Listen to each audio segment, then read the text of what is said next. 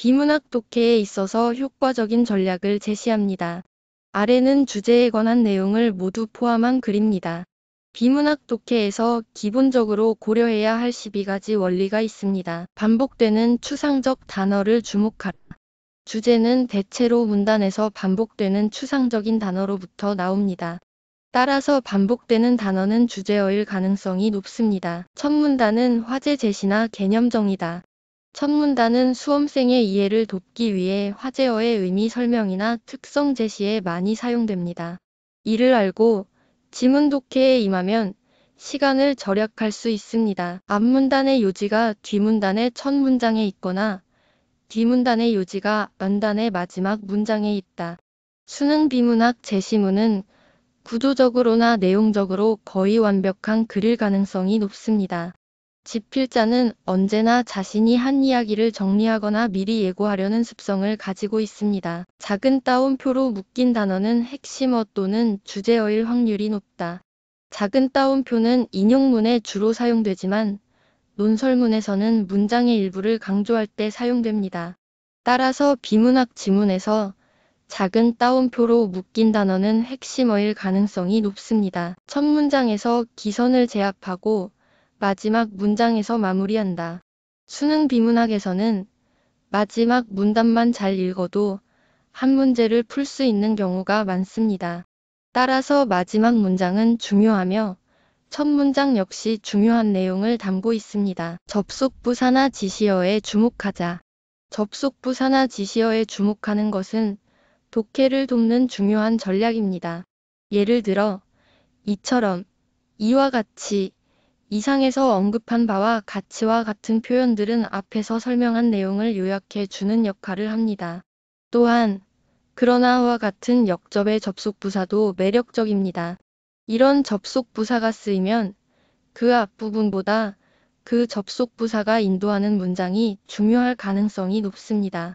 또한 예를 들어의 경우 해당 문장의 앞에 일반적인 진술이 오는 경우가 많으며 앞에서 일반적인 진술을 제시하고 뒤에서 독자의 이해를 돕기 위해 예를 드는 것입니다. 글의 성격에 따라 읽자.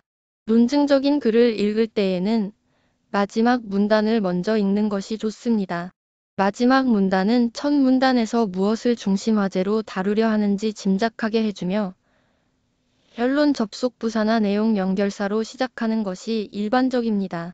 첫 문단은 글 전체에서 무엇을 가지고 어떤 내용을 다룰 것인가를 결정하는 문단으로 중심 화제를 유도하기 위해서 관련 내용을 직접 언급하기보다는 폭넓게 시작하기도 합니다.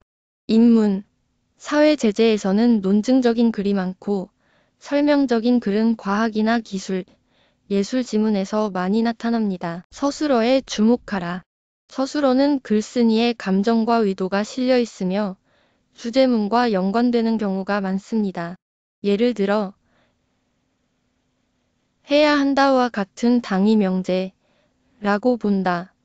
이 필요하다 등의 서술어가 있는 문장은 주장에 해당합니다. 따라서 논증적인 글에서는 주장이 곧 주제이기 때문에 해야 한다는 말 그대로 주장입니다. 마지막 문단에 매력이 있다. 수능 비문학 분야의 마지막 문단에는 주장이나 요약이 나타납니다. 최근에는 이런 경향을 탈피하려는 출제자도 있지만 여전히 이런 경향을 유지하는 사람이 많습니다. 핵심 언어 주제는 메모와 밑줄을 핵심 문장이나 중요한 내용을 메모하거나 밑줄을 그어주는 것은 독해를 위한 중요한 방법입니다.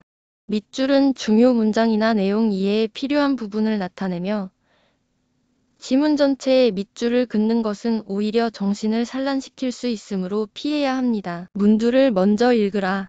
문두나 답지를 먼저 보는 것은 문제풀이에 들어가는 시간을 줄이는 독해를 위한 가장 좋은 방법입니다. 의글의 내용과 일치하지 않는 것은? 이라는 문두는 답지 중 사계는 해당 지문의 내용을 포함하는 것을 알 수 있어 훌륭한 힌트를 제공합니다. 이런 정보 확인 문제는 배점은 작지만 독해에 도움을 주기 때문에 역할이 매우 큽니다. 다만 시간이 없을 때에는 가장 먼저 버려야 할 문제이기도 합니다. 문제 풀이에 시간이 많이 걸리고 얻는 점수는 작기 때문입니다. 주제를 찾는 연습만이 살 길이다. 주제를 찾는 연습은 비문학 독해에서 가장 중요한 요소입니다. 틈나는 대로 주제를 찾기 위해 연습하고 찾은 소주제를 여백에 적어놓는 것이 좋습니다. 이런 연습을 꾸준히 해 속도가 붙으면 비문학 독해는 친근하게 다가올 것입니다. 비문학 독해의 기본 원리 12가지 영상을 시청해주셔서 감사합니다.